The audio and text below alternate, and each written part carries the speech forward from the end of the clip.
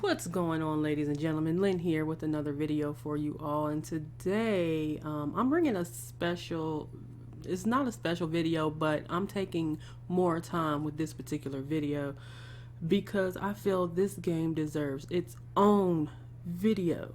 So there's a game that's slated to come out on the Nintendo Switch sometime around August or so of 2018. It's already out now on Steam Early Access and was kickstarted back in October of 2017, and that game is called My Time at Portia. So this game again is coming to the Switch. It was kickstarted September 11th, 2017 through October 11th and met its goal with 3,708 backers with a total of $146,697 pledged to help bring this project to fruition. It's developed by Portia Games and partnered with Team 17. This game is currently again on Steam at early access as of January 2018 and again slated for a full game release in August, after which will be released on GOG, Wii Game, Itch, and Game Jolt. The console version of the game will release on PS4, Nintendo Switch, and Xbox One in the fall of 2018.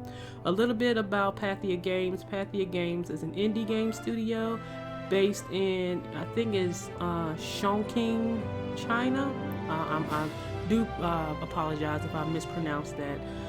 Made up of about 20 people. Their first Kickstarter was a game called Planet Explorers on Steam, and apparently that was really a game that was funded and people tend to like or whatnot. So basically, some things about My Time at Portia, and this is from the Kickstarter page itself. This is basically a game that was inspired by Animal Crossing, Dark Cloud 2, Harvest Moon, and the works of Miyazaki. I do hope that I'm not butchering your name as well.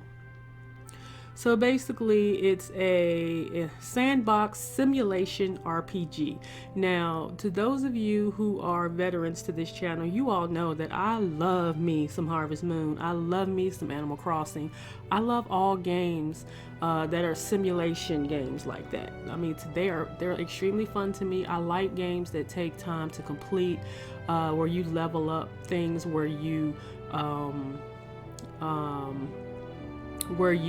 make things and stuff. So yeah, this game, when I saw this, I was completely I'm just like excited. I'm excited. Now me again, I enjoy these types of games, and to me it looks like it's going to be a really cool game. Again, you can see all kinds of videos currently on YouTube, and these of course are of the Steam version of the game. Again, it's still in early access, so there could be some bugs and they're still tweaking things and whatnot. So basically, a little bit more about this game. You can also download a 6 to 8 hour free gameplay. It's like an alpha demo, but you have to go to the website to do it. You can find that on their Kickstarter page, and if I can find it and if I can remember, I'll leave a link down below. So a little bit about this game. So the game directions. So setting sail for Portia, a town on the edge of civilization, you'll arrive to find a workshop left to you by your pa, a place where you can begin to craft a new life using the relics from the past to improve Portia. Gather materials from Portia's stunning open world, cut down trees, forage for herbs, mine the ruins, and even grow your own garden. There are as many unique areas for you to explore, including deserts, island, reefs, highlands, marshlands, mines, and more.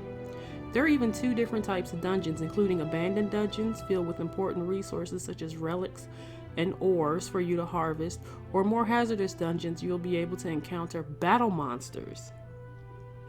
So the world is a large, somewhat influenced by the likes of Castle in the Sky and Future Boy Conan. It's got a dark background and age after the apocalypse, but the bright world full of hope. There is enough bleak end of the world games out there already. We want this to be a family-friendly game that anyone can play. So the storyline will be deep and open. The player can choose which missions and commissions to take. There will be a lot that happens during the player's stay at Portia.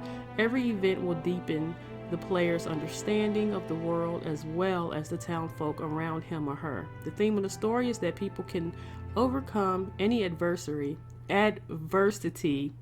when they work together. So then there's a little bit about the features. You have a workshop. So the player inherits a workshop at the start of the game and has to collect resources and complete commissions to grow the workshop into the best in Portia. The workshop is the home space for the player, and many parts of it can be upgraded. The homestead can also be customized through placement of different furnitures and different room upgrades. Now I'm going to tell you this about items that you place in your home. These items can give you boosts. Like it could give you stamina boost, it could give you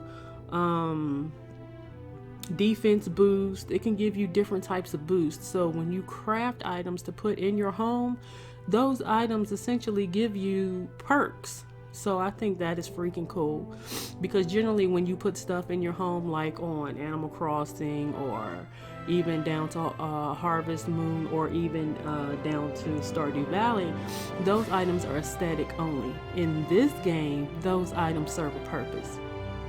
So farming, unlike most other farming games where you have to take care of your crops every day, consuming lots of time and energy, the farming in this game will try to be more industrialized, more modern, such as using a planter box or semi-automatic irrigation systems. We want to keep the essential part of farming, such as planting your own crops and watching it grow, while taking out much of the daily routine associated with it to give the player more time to explore the world. That I like too. Relationships.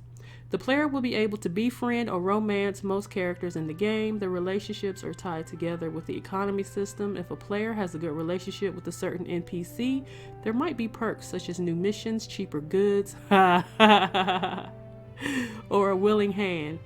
Going the romance route will allow the player to go on dates with the NPC, go through a story for the NPC, and eventually marry the character. That's cute. Character customization. The player gets to pick to be male or female with an assortment of hairstyles, facial styles, the colors to choose from.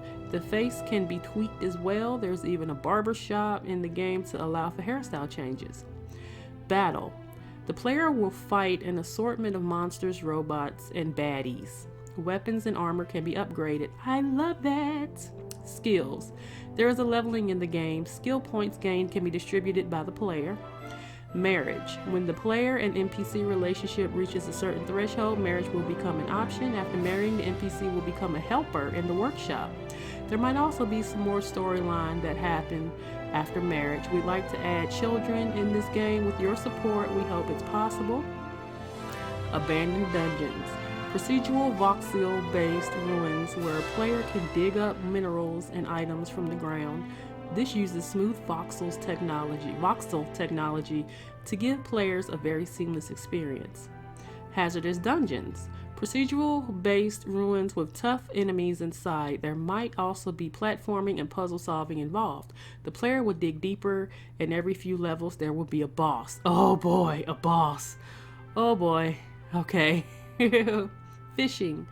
There are multiple spots to fish in this game, from the pristine rivers to dark swamps to tropical islands. The player will get to keep fish in a fish tank for viewing pleasure after a house upgrade. Then there are mini games. So we're trying to add in as many mini games as possible. They will include darts, cross 5, ranching, snow fight, etc. I did see in this early access where there's a roping game where you can go on to McDonald's farm. Old McDonald, okay? You can go on his farm and you can rope cattle.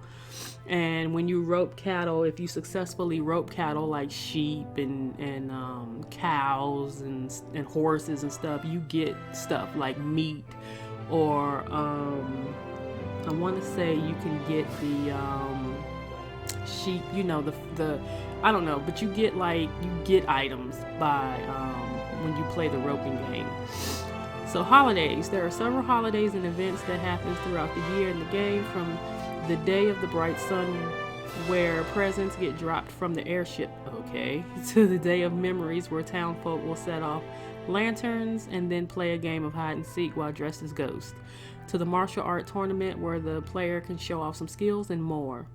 Storyline. The storyline will be deep and open. The player can choose which missions and commissions to take. There will be a lot that happens during the player's stay in Portia. Every event will deepen the player's understanding of the world as well as townfolk around him or her. Weather. The game has all the seasons as well as full day and night cycle with sunny days, rain, snow, cloudy, and overcast. Cooking. The game will have an elaborate setup for cooking. The player will be able to make many different recipes. The food can be sold, given as gifts, or eaten by the player. Dude, let me tell you, this already sounds freaking amazing. There's so many different avenues. There's something for everyone who likes this type of gaming, including those really cool mini games that they mentioned. I am really, really, really excited for this game, guys. So excited. You just don't know. Okay, animals. There are many different animals in the game world. Depending on the time of day, weather, and seasons, different animals will appear. We'd like to add raising and riding animals to the game. With your support, we hope that is possible. NPCs. Each NPC is unique in the game world. Everyone has their own personality, backstory, and habits. They follow their own schedules throughout the day. Sparring. The player is able to spar with most NPCs at any time. Some NPCs will love the fight while others will get sick of sparring. So, you know, I just wanted to point out some of those things of what the story is going to entail, the adventure, the game. I mean, again, there's a ton of videos out on YouTube right now of people playing in the early access, and the game looks amazing even now. So again, I am extremely excited for this game. I do apologize that this game is almost like 13-14 minutes long, but look, I wanted to get out a lot of things in reference to this that I'm greatly interested in. I mean, the game is freaking cool. I cannot wait for it to come to the Switch. I hope it doesn't get I hope that there are no delays, and I hope, you know, they said it's supposed to come out August, so I hope that it actually comes out in August or maybe earlier. So yeah, I'm excited for this, and I wish nothing but the best for you guys, and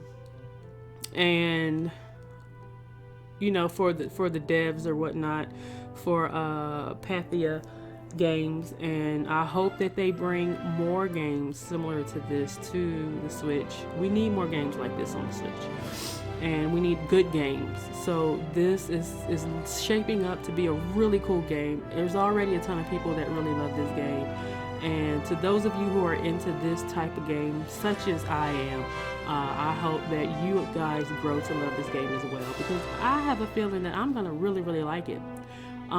If an Animal Crossing come out on the Switch, it's gonna be